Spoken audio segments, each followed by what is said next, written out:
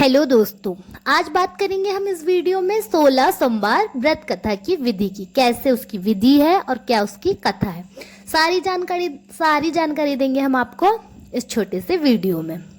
सोमवार का व्रत चैत, वैशाख, श्रवण, मार्गशीर्ष, कार्तिक मास में आरंभ में किया जाता है।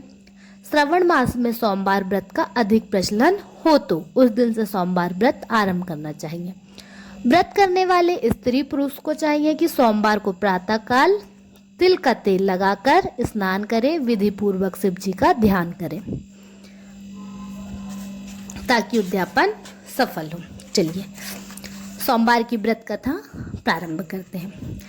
एक साहूकार बहुत धनवान था। उसको धन आदि किसी बात की कोई कमी नहीं थी, परंतु पुत्र न होने के कारण वह अत्यंत दुखी था।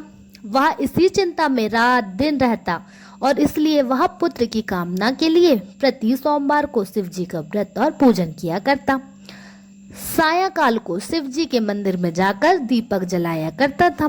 उसके इसी भक्ति भाव को देखकर एक समय श्री पार्वती जी ने शिव जी महाराज से कहा कि हे महाराज, यह साहूकार आपका अन्य भक्त है और सदैव आपका व्रत और पूजा बड़ी श्रद्धा से करता है, अतः इसकी मनोकामना पूर्ण करनी चाहिए। शिव जी ने कहा, पार्वती जी, यह संसार कर्म क्षेत्र है। जैसे किसान खेत में जैसा बीज बोता है वैसा ही फल काटता है, उसी तरह इस संसार में जो जैसा कर्म करता है वैसे ही फल भोगता है। पार्वती जी ने अत्यंत आग्रह से कहा, महाराज, जब यह आपका ऐसा भक्त है और यदि आप इसको किसी प्रकार का दुख है तो उसको अवश्य दूर करना चाहिए, क्योंकि आप तो सदैव भक्तों पर दया करते हैं, उनके दुखों को दूर करते हैं। यदि आप ऐसा नहीं करेंगे तो मनुष्य क्यों करे आपका सेवा व्रत पूजा करेगा। पार्वती जी का ऐसा आग्रह देख शिव जी महाराज प्रसन्न होकर कहने लगे, हे पार्वती, इससे कोई पुत्र नहीं है। इसे पुत्र चिंता से यह बहुत दुखी रहता है। इसके भाग्य में पुत्र ना होने पर भी मैं इसको पुत्र की प्राप्ति का वर देता हूँ, परंतु वह पुत्र केवल 12 वर्ष तक ही जीवित रहेगा। इसके पश्चात वह मृत्यु को प्राप्त होगा। इससे अधिक मैं और कुछ नहीं इसके लिए नहीं कर सकता। यह सब बात साहूकार सुन रहा था। इससे उसको ना कुछ प्रसन्नता हुई और ना कुछ दुख हुआ। वह पूर्वोत्तम वैसे ही शिव जी महाराज का सोमवार का व्रत और पूजन करता रहा। कुछ समय व्यतीत हो जाने पर साहूकार की स्त्री गर्भवती हुई और 10वें महीने उसके गर्भ से अति सुंदर पुत्र की प्राप्ति हुई। साहूकार के घर में बहुत खुशियां मनाई गई, परंतु साहूकार ने उसको केवल 12 वर्ष की आयु जानकर अधिक प्रसन्नता प्रकट नहीं की और ना ही किसी को भेद बताया। जब वह 11 वर्ष का हो गया तो उस बालक की माता ने उसके पिता से उसके विवाह आदि के लिए कहा, परंतु साहूकार कहने लगा, मैं अभी इसका विवाह नहीं करूंगा और काशी जी पढ़ने के लिए भेजूंगा। फिर उस साहूकार ने अपने साले अर्थात बालक के मामा को बुलाया। उसको बहुत सा धन देकर कहा, तुम इस बालक को काशी जी पढ़ने के लिए ले जाओ और रास्ते में जिस जगह भी जाओ वहां यज्ञ करते, दान देते तथा ब्राह्मणों को भोजन कराते जाओ। इस प्रकार वह दोनों मामा भांजे सब जगह यज्ञ करते और ब्राह्मणों को भोजन कराते जा रहे थे। रास्ते में एक शहर पड़ा। उस शहर के राजा की कन्या का विवाह था और दूसरे राजा का लड़का जो विवाह के लिए बारात लेकर आया था, वह एक आंख से काना था। लड़के के पिता को इस बात की बड़ी चिंता थी कि कहीं वर को देख कन्या के माता पिता विवाह में किसी प्रकार की अड़चन पैदा न करे। इस कारण जब उसने अति सुंदर सेठ के लड़के को देखा तो मन के विचार किया कि क्यों ना दरवाजे के समय पर इस लड़के से वर का काम ले लिया जाए। ऐसा विचार कर राजा ने उस लड़के और उसके मामा से कहा कि वो राजी हो गए और साहूकार के लड़के का स्नान आदि करा, वर के कपड़े पहनाकर घोड़ी पर चढ़ा दरवाजे पर ले गए और बड़ी शांति से सब कार्य हो गया। अब वर के पिता ने सोचा, यदि विवाह कार्य भी इसी लड़के से करा दिया जाए तो क्या बुराई है। ऐसा विचार करके उसने मामा से कहा, यदि आप फेरों और कन्यादान का काम भी करा दें तो आपकी बड़ी कृपा होगी और हम इसके बदले में आपको बहुत सा धन देंगे। उन्होंने स्वीकार कर लिया और विवाह कार्य बहुत अच्छी तरह से हो गया। परंतु जिस समय लड़का जाने लगा तो उसने राजकुमारी की चुनरी के पल्ले पर लिख दिया कि तेरा विवाह तो मेरे साथ हुआ है, परंतु जिस राजकुमार के साथ तुमको भेजेंगे वह एक आंख से काना है और मैं तो काशी जी पढ़ने जा रहा हूँ। उस राजकुमारी ने जब अपनी चुंडी पर ऐसा लिखा हुआ पाया तो उसने राजकुमार के साथ जाने से इनकार कर दिया और कहा कि यह मेरा पति नहीं है, मेरा विवाह इसके साथ नहीं हुआ है, वह तो काशी जी पढ़ने गया है। कुमारी की माता पिता ने अपनी कन्या को विदा नहीं किया और बारात वापस चली गई। उधर सेठ का लड़का और उसका मामा काशी जी पहुंच गए। वहां जाकर उन्होंने यज्ञ करना और लड़के से पढ़ना शुरू करा दिया। जब लड़के की आयु 12 वर्ष की हो गई तब एक दिन उन्होंने यज्ञ रच रखा था कि उस लड़के ने अपने मामा से कहा, मामा जी आज मेरी तबीयत कुछ ठीक नहीं है। मामा ने कहा कि अंदर जाकर सो जाओ। लड़का अंदर जाकर सो गया और थोड़ी देर में उसके प्राण निकल गए। जब उसके मामा ने आकर देखा कि वह तो मुर्दा पड़ा है तो उसको बड़ा दुख हुआ और उसने सोचा कि मैं अभी रोना पीटना मचा दूंगा तो यह यज्ञ का कार्य अधूरा रह जाएगा। अतः उसने जल्दी से यज्ञ का कार्य समाप्त कर ब्राह्मणों के घर जाने के पश्चात रोना पीटना प्रारंभ कर दिया। संयोगवश उस समय शिवजी महाराज और पार्वती जी उधर से जा रहे थे।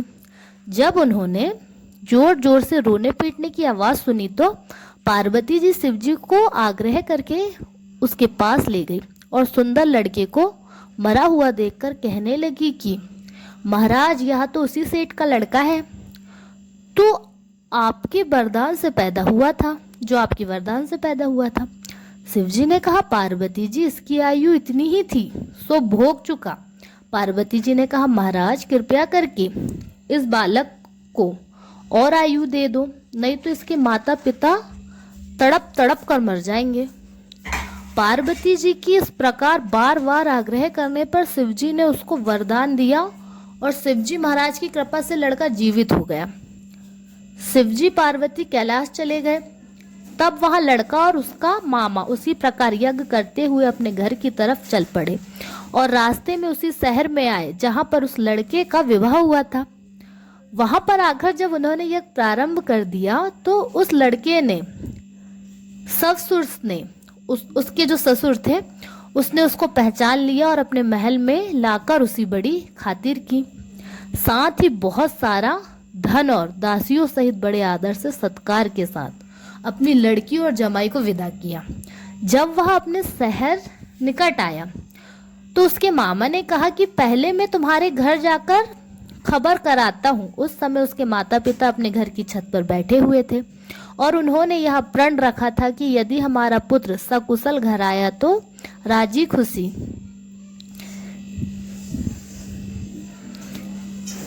नीचे आ जाएंगे, नहीं तो छत से गिरकर अपने प्राण दे देंगे। इतने में उस लड़के के मामा ने आकर यह सारा समाचार दिया कि आपका पुत्र आ गया है, परंतु उनको विश्वास न आया। तब उसके मामा ने शपथ पूर्वक कहा कि उसका पुत्र अपनी स्त्री तथा बहुत सारा धन लेकर आया है। तो उस सेठ ने बड़े आनंद से उनका स्वागत किया और बड़ी प्रसन्नता के साथ रहने लगे। इस प्रकार जो कोई भी सोमवार का व्रत धारण करता है अथवा इस कथा को पढ़ता या सुनता है उसके दुख दूर होकर उसकी समस्त मनोकामनाएं पूर्ण होती है। इस लोक में नाना प्रकार के सुख भोग कर अंत में सदाशिव के लोक में प्राप्ति हुआ करती है। एक और दूसरी कथा के अनुसार एक समय श्री महादेव जी पार्वती जी के साथ भ्रमण करते हुए मृत्युलोक में अमरावती नगरी में आए। वहां राजा ने सुंदर से मंदिर बनवाया था। शंकर जी वहीं ठहरने लगे। एक दिन पार्वती जी शिव जी से बोले, हे नाथ आओ आज चौसर खेलें। खेल प्रारंभ हुआ। उसी समय पुजारी जी की पूजा करने को आए। पुजारी जी पूजा करने आ गए। पार्वती जी ने पूछा, पुजारी जी बताइए जीत किसकी होगी? वह बोले, शंकर जी की। और अंत में जीत पार्वती की हुई। पार्वती जी ने मिथ्या भाषण के कारण पुजारी जी को कौड़ी होने का श्राप दे दिया। पुजारी जी को कौड़ी हो गई। कुछ काल बाद अप्सराएं पूजन के लिए आई। पुजारी जी से कौड़ी होने का कारण पूछा। पुजारी जी ने सब बात बतला दी। अप्सराएं बोली, पुजारी जी तुम 16 सोमवार का व्रत करो, महादेव जी तुम्हारा कष्ट दूर करेंगे। पुजारी जी ने उत्सुकता से व्रत किया।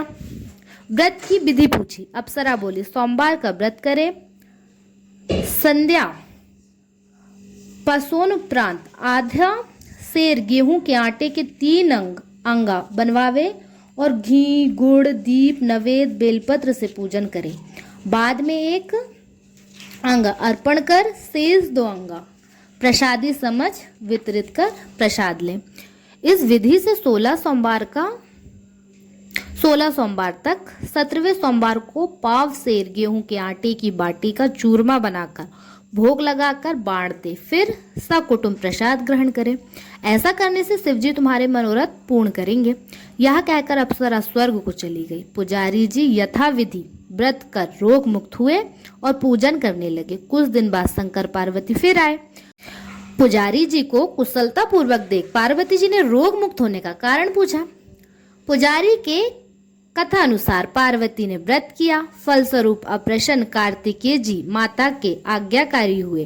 कार्तिकेय ने पार्वती जी से पूछा कि क्या कारण है कि मेरा मन आपके चरणों में लगा है। पार्वती जी ने वही व्रत बतलाया। कार्तिकेय ने भी व्रत किया, फलस्वरूप बिछड़ा हुआ मित्र मिला।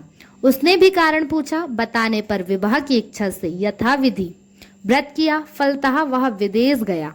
वह राजा की कन्या का स्वयंवर वहां पे राजा की कन्या का स्वयंवर था। राजा का प्रण था कि हथनी जिसको माला पहनाएगी उसी के साथ पुत्री का विवाह होगा। जब ब्राह्मण जी स्वयंवर देखने की इच्छा से एक और जा बैठे, हथनी ने माला इसी पंडित जी को पहनाया। धूमधाम से विवाह हुआ। तत्पश्चात दोनों सुख से रहने लगे। एक दिन राजकन्या ने पूछा, नाथ आपने कौन सा पुण्य किया था जिससे राजकुमारों को छोड़ हथनी ने आपका वरण किया। ब्राह्मण ने 16 सोमवार का व्रत सविधि बताया। राजकन्या ने सत्पुत्र प्राप्ति के लिए व्रत किया और सर्वगुण संपन्न पुत्र प्राप्त किया। बड़ा होने पर पुत्र ने पूछा, माताजी किस पुण्य से मेरी प्राप्ति हुई आपको। राजकन्या ने सहविधि 16 सोमवार व्रत बतलाया और पुत्र राज्य कामना से व्रत करने लगा। उसी समय राजा के दूतों ने आकर राजकन्या के लिए वरण किया। आनंद से विवाह संपन्न हुआ। राजा ने देवलोक होने पर ब्राह्मण कुमार को गद्दी मिली, फिर भी वह इस व्रत को करता रहा। एक दिन उसने अपनी पत्नी से पूजन सामग्री शिवालय ले चलने को कहा, परंतु उसने दासियों द्वारा भिजवा दी। जब राजा ने पूजन समाप्त किया तो आकाशवाणी हुई कि इस पत्नी को निकाल दे, नहीं तो वह तेरा सत्यानाश कर देगी। प्रभु की आज्ञा मान उसने रानी को निकाल दिया। रानी भाग्य को कोसती हुई एक नगर में बुढ़िया के पास गई। दीन देख बुढ़िया ने इसके सिर पर सूत की पोटली रख बाजार भेजा। रास्ते में आधी आई, पोटली उड़ गई। बुढ़िया ने इसको फटकार कर भगाया। वहां से तेली के पास पहुंची तो सब मंट चटक गए, उसने भी निकाल दिया। पानी पीने नदी पर पहुंची तो नदी सूख गई। सरोवर पर पहुंची तो हाथ स्पर्श होते ही जल में कीड़े पड़ गए। उसी जल को पी आराम करने के लिए जिस पेड़ के नीचे जाती वही सूख जाता। वन और सरोवर की यह दशा देख कर ग्वाल इसे मंदिर ने गुसाई के पास ले गए। यहाँ देखकर गुसाई जी समझ गए यह कुलीन अबला आपत्ति की मारी हुई है। धैर्य बांधते हुए बोले, बेटी तू मेरे यहाँ रह, किसी बात की चिंता मत कर। रानी आश्रम में रहने लगी, परंतु जिस वस्तु ने इसका हाथ लगे उसमें कीड़े पड़ जाए दुखी हो। गुसाई जी ने पूछा, बेटी किस देव के अपराध से तेरी यह दशा हुई है। रानी ने बताया, मेरे पति की आज्ञा का उल्लंघन कर महादेव की पूजन को नहीं गई। गुसाई जी ने शिव जी से प्रार्थना की। गुसाई जी बोले, बेटी तुम 16 सोमवार का व्रत करो। रानी ने सविधि व्रत पूर्ण किया। व्रत के प्रभाव से राजा को रानी की याद आई और दूतों ने उसको दूतों को उसने खोज करने के लिए भेजा। आश्रम में रानी को देख दूतों ने आकर राजा को रानी का पता बताया। राजा जी ने जाकर गोसाई जी से कहा, महाराज यह मेरी पत्नी है, शिवजी के रुष्ट होने से मैंने इसका परित्याग किया, अब शिवजी की कृपा से इसे लेने आया हूँ, कृपया इसे जाने की आज्ञा दे। गोसाई जी ने आज्ञा दे दी। राजा रानी नगर में आए। नगरवासियों ने नगर सजाया, बाजे बजने लगे, मंगलाचार हुआ। शिवजी की कृपा से प्रतिवर्ष 16 सोमवार व्रत को कर रानी के साथ आनंद से रहने लगा। अंत में शिवलोक को प्राप्त हुआ। इसी प्रकार जो मनुष्य भक्ति सहित और विधि पूर्वक 16 सोमवार व्रत को करता है और कथा सुनता है, उसकी सब मनोकामनाएं पूर्ण होती है और अंत में शिवलोक को प्राप्त होता है। तो ये थी 16 सोमवार की व्रत कथा।